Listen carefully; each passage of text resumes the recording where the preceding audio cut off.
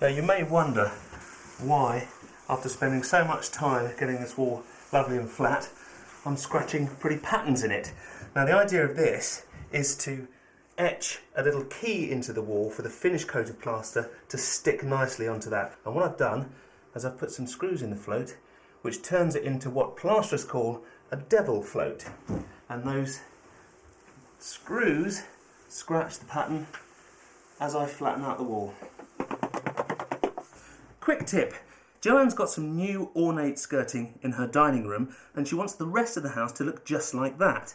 But the skirting in the rest of the house is very plain. Now if you get some Architrave and cut it in half, rather than rip all the old skirting out, you can just add that bit to the top. How's that? Watch out for nails as you go, you don't want to catch your arms on those. Flatten them with a hammer. Quick tip, if you're working on doors, they can be a bit wobbly to hold between your legs, and using a bench vise tends to get in the way. So I like to make a little leg for them. Now, off a piece of timber that size, I've cut a wedge off one end. Once you've got the wedge, mark the width of a door, plus your wedge halfway through it, cut down through the timber just beyond halfway, hammer, knock the odd bit out, then that leg sits on the floor like that. The door sits inside that little space there. The wedge slots in there. Solid. Quick tip, pretend this is a floor joist that needs some packing underneath it. Many people spend hours and hours finding bits and bobs to pile under. Never really works. Best way to do it? Cut yourself a pair of wedges. Now, when you push these wedges together, they rise and expand, and the top and the bottom stay parallel.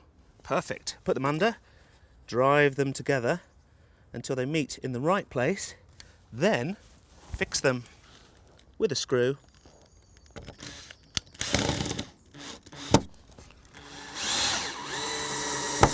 So they don't fall apart. Job's done.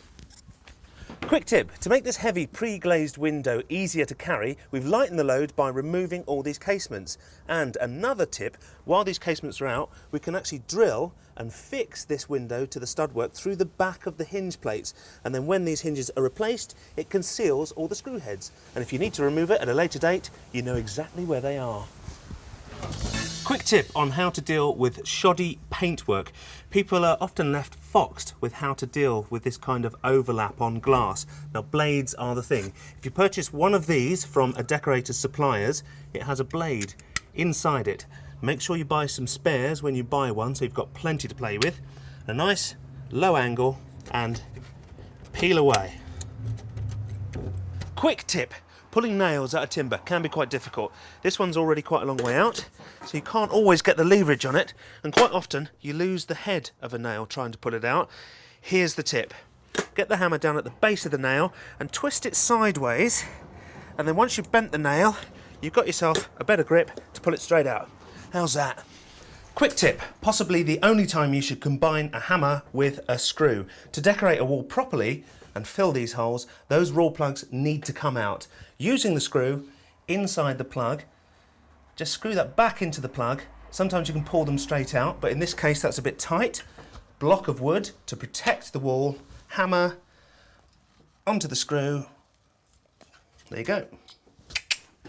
Quick tip, neat silicone work. We've bedded these on with silicone and I want to fill this bead round here nice and neatly. It can be quite difficult, but first of all, silicone. Try and get that in there as neat as we can. Squeeze it in without too much excess. Do the top and the side.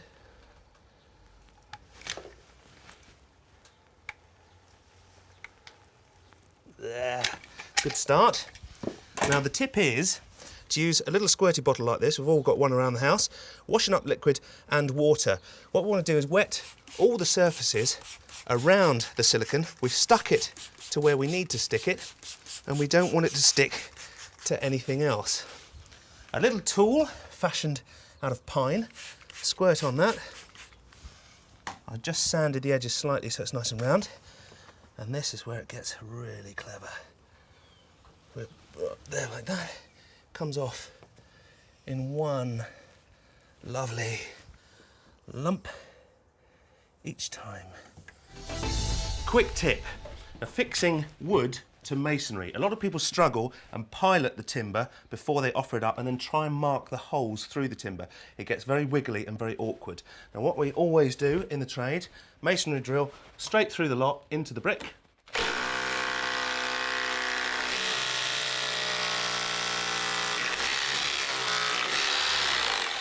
Perfect hole. Now I've gone in deep enough to take a 4-inch screw. We need a brown plug. One of those, wall plug, straight in the hole, tap, tap, tap, tap, tap, and send the screw in straight after it until it's about 1 inch protruding. Drill driver. It's going nowhere. Quick tip, if you need to cut a mitre and all you have is a handsaw, here's how you do it. First of all, mark your piece of timber with a 90-degree mark, a nice bold line. The clever bit, tip the saw and turn it until the reflection of the pencil line lines up with the piece of timber. Mark it there and you have a perfect 45-degree line. How's that?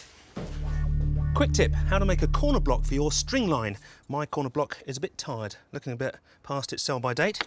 Simple off-cut of timber, cut that slice out of it, slightly under the 90 degrees so there's a shoulder for it to sit on. A saw cut straight down the middle with a handsaw, and then string goes into that slot there. We lock the line around and back in, straight onto there. I'm ready.